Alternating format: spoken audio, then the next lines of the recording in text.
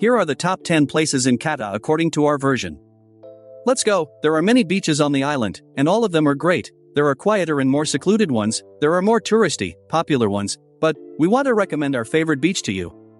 Welcome to Nahar. This beach is famous for its golden sandy shores surrounded by emerald waters. It's the perfect place for romantic walks, family vacations, or solitude with your thoughts. Next to the beach, there is a shady forest where you can seek refuge from the sun if it gets too hot. Also, along the beach, there are many restaurants, food stalls, clothing shops, and various other vendors. Few people know, but on Sundays, drummers and musicians gather on Nahar Beach at sunset to sit, play, and dance in a cozy, laid-back atmosphere.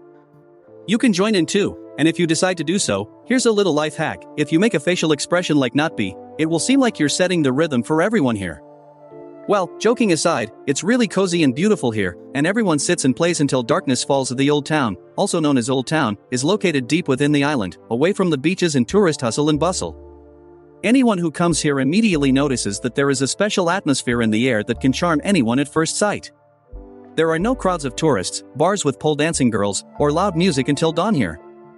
Instead, there are plenty of cozy cafes with unique designs and concepts, and mansions in Chinese Russian, thanks to the mixing of European classical and Romanesque styles with Chinese traditions, have created a unique culture and architecture, giving the city a unique look, which is now more known as Sino-Portuguese, or Chinese colonial style. Ket town streets are lined with shophouses, with the first floor reserved for residential premises. The shophouses themselves are works of art. You want to go into every store, cafe, and restaurant, even if you're full and don't plan to buy anything. In general, you just have to walk through Old Town at least once and see everything with your own eyes. So, welcome to Patong, the craziest, loudest, most decadent district of Ket. And if you want exactly this kind of vacation, you're in the right place, namely on its famous Bangla Street. Here you can find a large number of dance clubs, strip clubs, bars, women of light and heavy behavior, sometimes not women, live concerts, cabarets, karaoke, break dancing, and even singing children. There's also the legendary ping pong show for perverts. I won't even tell you what's going on there. Let it be a surprise for you solely for scientific purposes. We went to such a show, but unfortunately, or maybe fortunately, we weren't allowed to film. And you can't show that on YouTube either. In general, after visiting this street, you'll want to take a shower or go to church. I think everyone has seen one of Phuket's main landmarks at least once, the big Buddha statue. And many tourists mistakenly think that it can only be reached by wheeled transport. But I want to show you a walking path to the big Buddha, the beginning of which is right here in Kata, and you should definitely walk it at least once. The length of the trail is about 3 kilometers. It can be a bit steep and requires some physical effort, but overall it's considered easy. The main thing is to wear comfortable, athletic shoes, not slippers. At the beginning of the ascent, you can buy a wooden stick that will help you climb the mountain. The price is any coin, from 1 to 10 baht. As you ascend the trail, you can enjoy beautiful views of the surrounding hills and bays of Phuket. I recommend starting the ascent in the morning hours to avoid the heat. I went at noon, and it was hell. As you climb the trail, on the left, you'll find the cave of Monk Sergei. I don't know if he still lives here, but people come and leave donations for him. And this cave is also located in the rubber forest. I saw for the first time how rubber is collected live, and it was a big surprise for me that it's white. And here is the big Buddha himself. By the way, another reason to climb early in the morning is the almost complete absence of tourists. As you can see, during the day, it's just impossible to squeeze through here. The Buddha statue is depicted in the Mara posture, with his hand resting on his knee. This gesture, called Maravijaya, symbolizes victory over suffering and the fulfillment of desires. It's very symbolic after such a climb. When visiting the Big Buddha, it's important to observe religious and cultural traditions. Clothing should be modest and decent, covering the shoulders, chest, abdomen, and legs, and here is Wat Chalon, probably the largest temple complex in Phuket. For centuries, locals have come here to pray almost every day. The magnificent pagoda towering over Wat Chalon houses a fragment of Buddha's bone. And despite the fact that it can be very hot in Ket, it's inappropriate to wear revealing clothes in holy places. If you want to enter a temple in Thailand, be sure to cover your shoulders, chest, abdomen, and legs, and also during the Chinese New Year at the end of January, there is a bazaar that opens up here.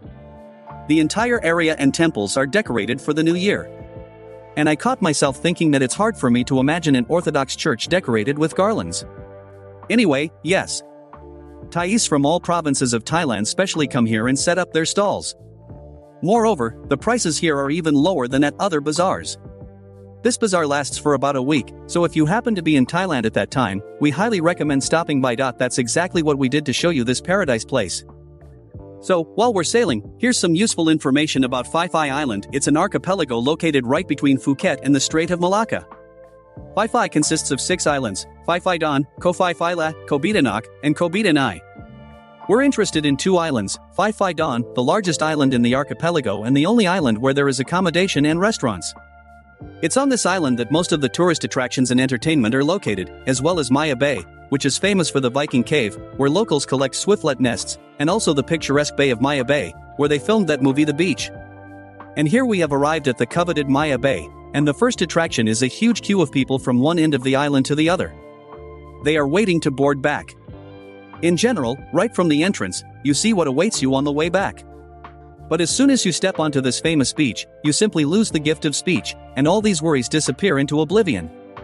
Well, not immediately lose the gift of speech. And when you walk through the crowd of tourists, all negative thoughts are displaced from your head by some childish delight. And it's damn wonderful. Swimming and going into the water above knee level is not allowed in this bay. These restrictions were introduced to restore the ecosystem, which has suffered greatly from the influx of too many tourists. And here you can sometimes meet small reef sharks and leopard sharks for photo opportunities. As I mentioned at the beginning, besides Maya Bay, there are also many cool places. You can watch the entire trip in a separate video on our channel. And we move on.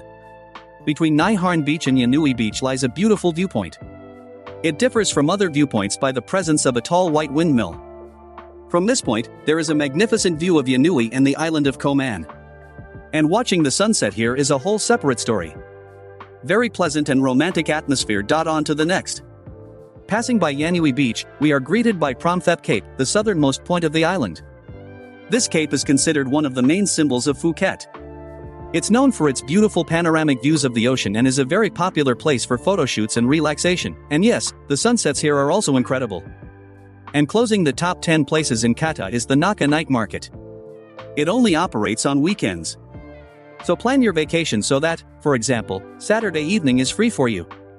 Why is this market so good? Good question. The thing is, it has its own unique atmosphere. The food here somehow tastes better than at other bazaars. The items are seemingly the same, but you like them more.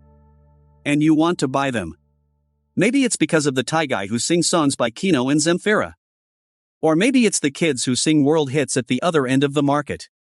I don't know, but throughout the year, we come here almost every weekend, and we're not tired of it yet.